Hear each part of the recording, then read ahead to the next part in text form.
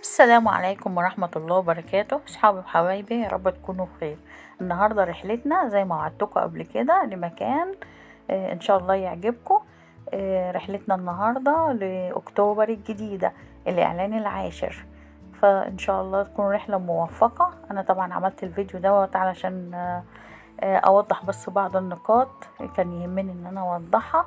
أنا طبعا كنت وعدتكم قبل كده إن احنا هنروح المكان دوت بإذن الله، فجت الفرصة ان انا اروح، يعني حد من قرايبي استلم شقة هناك، فقلنا نروح بقى ونشوف المكان واوضح لكم بعض النقط اللي انا يعني ليا ملاحظات عليها. ده طريقنا، احنا انطلقنا من الشيخ زايد، طريق الواحات، لاكتوبر، لاكتوبر الجديدة. زي ما احنا شايفين كده معانا الطريق بقى، زي ما احنا شايفين كده دي معالم الطريق. المسافة بالظبط كانت من زايد لأكتوبر الجديدة غرب المطار 40 كيلو. طبعا زي ما احنا شايفين الطريق، طبعا على جانبي الطريق كده يعني هو بصراحة فاضي، ما فيهوش يعني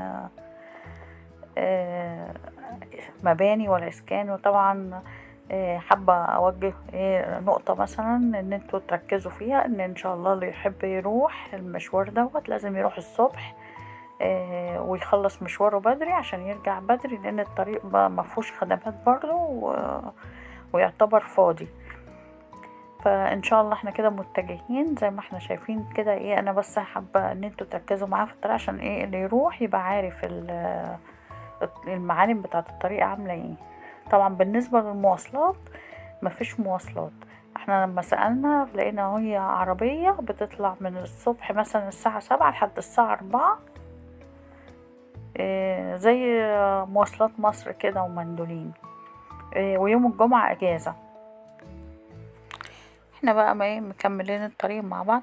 طبعا كل مكان يعني عشان بس في نظرة بتبقى محبطة كده، وفي ناس يعني تقول لك ده الطريق فاضي، ده كذا ده كذا، وفي ناس محبطة بصراحة. يعني انا ما بأيدش النقطة دي. طبعا في اماكن كتير جدا احنا كنا مثلا بنستبعدها زمان، زي مثلا العباسية دي. العباسية دي كانت تعتبر منطقة مهجورة، طبعا احنا شايفينها دلوقتي ازاي مدينة نصر. اكتوبر وزايد نفسهم كان اي حد بيقول له احنا مثلا هنسكن في اكتوبر وزايد، كانت الناس تقول لهم لا وليه وكده، دي حتة مقطوعة، دي حتة مهجورة.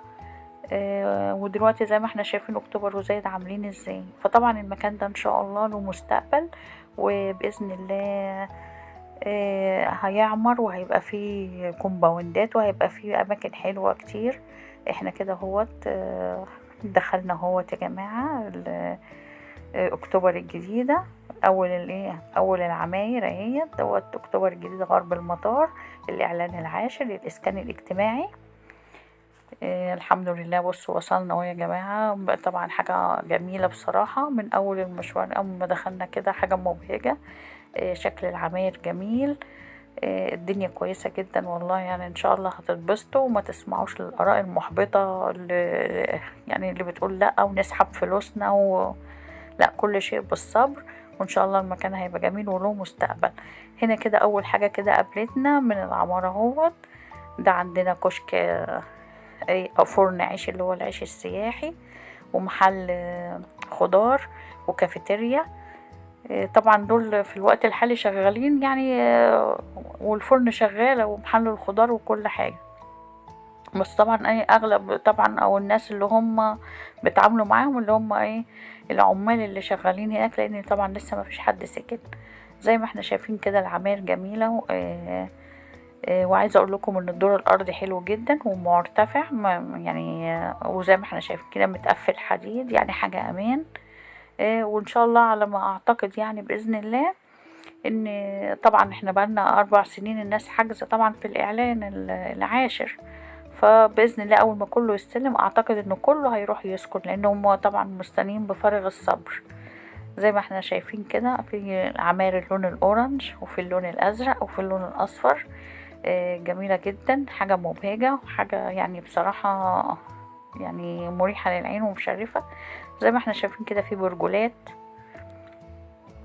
وقعدات حلوة، وفي تقسيم للحدائق. وبصراحة يعني الدور الأرضي مميز، والدور الاخير مميز، والامامي مميز، والخلفي مميز، كلهم احلى من بعض. يعني مفيش يعني ايه حاجة مميزة عن حد، يعني كل واحد هياخد ان شاء الله الشقة بتاعته ونصيبه، وهيبقى فرحان ومبسوط. يعني لان في ميزة هنا، احنا في مدرسة وفي مول اهو زي ما احنا شايفين على الجانب الشمال، والناحية اليمين كده احنا قلنا ناخد جولة كده ايه حوالين المربع نشوفه الدنيا عاملة ايه. زي ما احنا شايفين كده في تقسيمات اهيت للحدائق. التقسيمة بتاعت الحدائق بس طبعا ما اتزرعتش، لكن انا بصراحة شوفنا العمال بصراحة يعني شغالين على قدم وساق. طبعا زي ما احنا شايفين اهو ملاحظين الدور الارضي مرتفع، فالناس اللي جالها نصيبها في الدور الارضي يا جماعة ما تزعلش بجد، والله ده جميل جدا، وما يسمعوش الاراء المحبطة. وبعدين بتقفل حديد وحاجة جميلة جدا. وزي ما احنا شايفين اهو كده مساحات واسعة. وبعدين مفيش عمارة جارحة عمارة تانية، يعني بصراحة يعني في مساحات وفي حاجات، يعني ما نقولش مثلا ان العماير جنب بعضها وجارحين بعضينا وكده، لا خالص. كده احنا طريق العودة بقى اهوت زي ما احنا شايفين. كل المساحات اللي هي الصفرة دي ان شاء الله هتبقى كلها مباني، وهتبقى كلها كومباوندات، والطريق هيتظبط. ده في مزلقان قطر اهوت زي ما بعد كده هنخش على نقطة تفتيش. بعد نقطة، بس طبعا ما كانش ينفع ان انا اصور في نقطة التفتيش ديت عشان غير مسموح بالتصوير طبعا، بيبقى فيها مشاكل. بعدها كده هنتجه بقى ايه في اسكان ابن بيتك برضو هنعدي عليه. كده احنا بقى ايه هنخش بقى على اكتوبر. ده زي ما قلنا كده طريق العودة. عندنا طبعا ايه عايزه اطمنكم ان في زي ما قلت لكم في مدرسه وفي مول وفي حاجات جميله هتفتح. وبعدين في نقطه زي ما اتكلمت في الفيديو الاولاني، المدن الجديده يا جماعه مش منفى والله، يعني بس احنا نصبر شويه، وبيبقى فيها فرص شغل كمان، يعني بتبقى كمان في يعني متعطشه للفنيين. يعني لو انت كهربائي، سباك، نجار، كوافير، مدرسة، كل الحاجات دي ان شاء الله يعني هيقدروا يوفروا لنفسهم ويفتحوا لنفسهم باب رزق وشغل هناك ان شاء الله. وبعدين في مجموعات هناك من الناس اللي استلموا عاملين جروبات واتس، وبدأوا يتعرفوا على بعض ويتواصلوا مع بعض. واللي يروح مثلا ويلاقي في حاجة جديدة اتعملت، او في مشكلة بتواجههم، او في نقطة حابين ياخدوا رأي بعض فيها، فبيتعرفوا وبيتناقشوا من خلال الجروب، وبيبقى فيه تواصل.